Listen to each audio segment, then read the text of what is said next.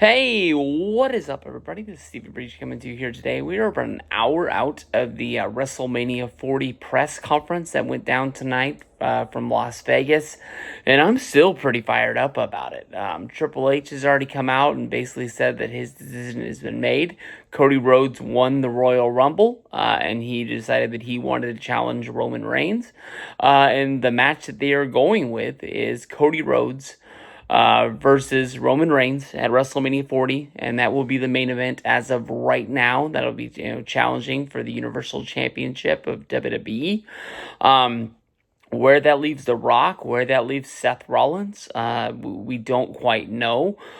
Seth Rollins will more than likely fight the winner of the WWE's Elimination Chamber coming up this month in Perth. Which is probably going to be coming up sooner than later if you really think about it. I'm really excited about this match. I keep wondering, what are they going to do with The Rock? Like, I really felt like in the moment that it looked like they were going to do Rock and Roman as a team. It kind of looked like The Rock was almost being like a manager of Roman Reigns. Kind of like didn't really need to have Paul Heyman are around. As a matter of fact, when Rock and Roman came up to Triple H in the back, I don't even think Paul Heyman was in frame. But it's almost as if he's speaking for him. The one thing that honestly they could be doing as of right now, they could be kind of putting The Rock into the Vince McMahon role. If you go back and you kind of remember when they were doing the whole Montreal screw job with Bret the Hitman Hart, it was the angle that kind of took Vince McMahon from being the lead announcer on Raw and on Superstars and All American and everything else to being the owner of the company. It was kind of like, he was like the Wizard of Oz guy, the guy behind the curtain, making everything happen, but he didn't really want you to think of that because he was the best guy to sell you what you were watching, whether it was, the television shows or a pay-per-view along the way or something like that.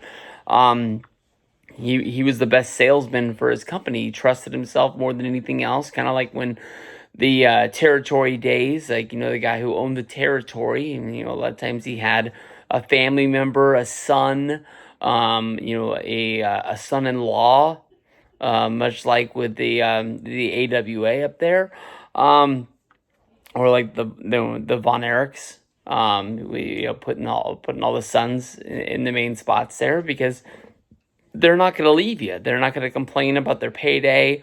Think that the grass is greener somewhere else. They're just going to stay where they're at because it's family tradition.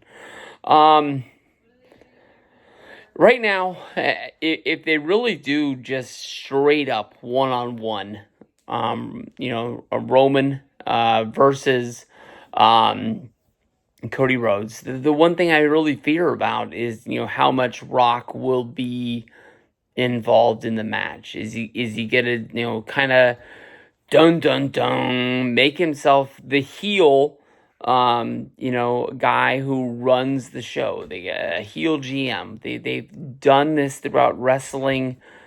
I can remember when they did it with Vince, and that turned into Shawn Michaels, and then that rolled into William Regal, and they had a few scrubs along the way really do it. I can't remember the guy who was doing it like in 2011.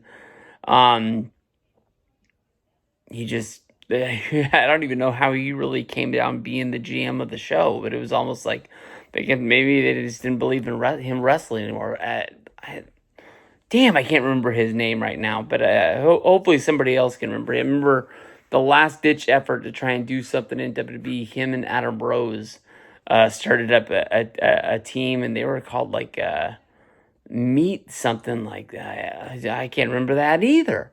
But damn. All right, what I fear about is him solidifying himself into this heel character, or he's going to be around for more than likely like the big times of the year. We'll see him in the summer around SummerSlam. We'll see him, come winter for the Royal Rumble to WrestleMania.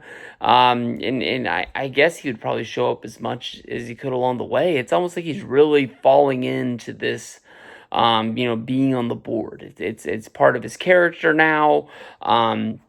They're trying to blend, real life into what they're doing and try to get people talking. Like, if I went to work tomorrow and I tried to tell somebody about what we saw tonight, they'd be like, so like for real, or just like on the show kind of thing. I think everybody's had that sort of a conversation when they're talking about like, oh, Triple H is really married to Stephanie, and they're like, oh yeah, I saw that on the show. You're like, oh well, no, like once they broke up on the show, they got married in real life. You're like, huh? Like that happens to just about everybody. But what I really fear about is like, last year Solo jumped into the ring and he was the one who cheated, Cody. Is The Rock gonna be there where he yeah, I don't know. I mean, this is a stretch. This is really a stretch. But what if The Rock tries to get physical in this match and Cody has to have somebody to sort of like even the odds? Who's somebody that's high on the list who is a fan of Dusty Rhodes that can like sort of thank him for his career, that can sort of be linked to him? Somebody like Stone Cold Steve Austin. What if Stone Cold Steve Austin comes to the down? What if that we find some way to sort of bridge the past of Rock versus Austin, and he's the one who like hits the stunner on The Rock, and Cody's actually able to get the victory. More than likely, you got to think that the Usos feud is going to blend into this match a little bit, even if they have a singles match. Whatever the outcome is, that'll blend over to they're both involved in this match somehow, keeping each other, trying to get into it or keeping each other out of it. I'll tell you this much: I'm fired up for WrestleMania.